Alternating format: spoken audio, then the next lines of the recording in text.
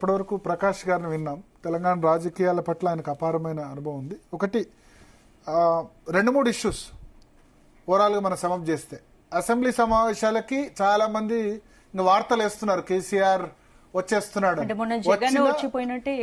అంతే, బడ్జెట్ పెట్టే రోజు వస్తారు, లేదా గవర్నర్ స్పీచ్ ఉండే రోజు వస్తారు.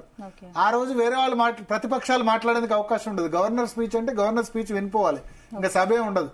బడ్జెట్ అంటే ఆర్థిక మంత్రి బడ్జెట్ ప్రవేశపెడతారు, సభ నెక్స్ట్ డే వాయిదా పడుతుంది. అప్పుడు ప్రతిపక్షానికి అవకాశం ఉండదు కాబట్టి మీడియా పాయింట్లు మాట్లాడి వచ్చేస్తారు. ఒకటి.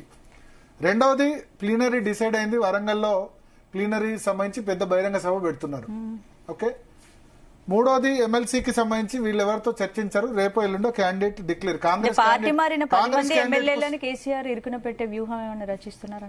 చూడాలి. ఇరుకున పెట్టడం అంటే వాళ్ళకేం ఇరుకున ఏమి ఉండదు, ఎందుకంటే విప్ ఉండదు కదా. విప్ ఈ ఎన్నికల్లో విప్ వర్తించదు. వర్తిస్తే ఎప్పుడో పోటీ పెట్టేవాళ్ళు.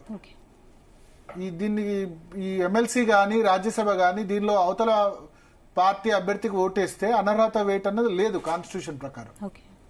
అంతే. ఒకవేళ కాంగ్రెస్ ను ట్రబుల్లో పెట్టాలనుకుంటే పెట్టచ్చు. కానీ కాంగ్రెస్ కే ఇప్పుడు ఒక స్పెక్యులేషన్ ఉంది కదా, 10 మంది ఎమ్మెల్యేలు పార్టీ మారాలని చూస్తున్నారు, మళ్ళీ రావాలని చూస్తున్నారు. 10 మంది ఓటేశారనుకోండి, అప్పుడు కాంగ్రెస్ క్లెయిమ్ చేయొచ్చు టీఆర్ఎస్ చేస్తుందంతా ఫాల్స్ క్లెయిమ్ అని. టెన్షన్ పెట్టి మరి అది ఒకవేళ 10 మంది వేశారనుకోండి కాంగ్రెస్ కి, ఎందుకంటే ఆ ఎమ్మెల్యేలు కూడా బేరం ఆడుకునే అవకాశం ఉంది కదా. చూడండి, మేము మీకు నెగటివ్ గా ఓటేస్తామని చెప్పి కాంగ్రెస్ తో బేరం ఆడుకొని వాళ్ళతో పనులు చేయించుకొని 10 మంది వేశారనుకోండి, అప్పుడు బీఆర్ఎస్ చేస్తుంది ఫాల్స్ క్లెయిమ్ అని కూడా చెప్పడానికి అవకాశం ఉంటుంది. అందుకని కేసీఆర్ ఈ విషయంలో 1-2 సార్లు ఆలోచిస్తారు. కాంగ్రెస్ క్యాండిడేట్ అయిన తర్వాత ఆయన డిక్లేర్ చేయొచ్చు. ప్లీనరీకి సంబంధించి క్లారిటీ వచ్చింది, బడ్జెట్ సమావేశాలకు సంబంధించి క్లారిటీ వచ్చింది.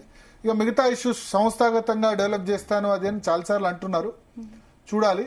బహుశా ఎమ్మెల్సీ ఎన్నికల గురించి కూడా డిస్కషన్ అన్నది జరిగి ఉండొచ్చు. రైట్ భరత్, ఇక డైలీ న్యూస్ అనాలిసిస్. ఎమ్మెల్యే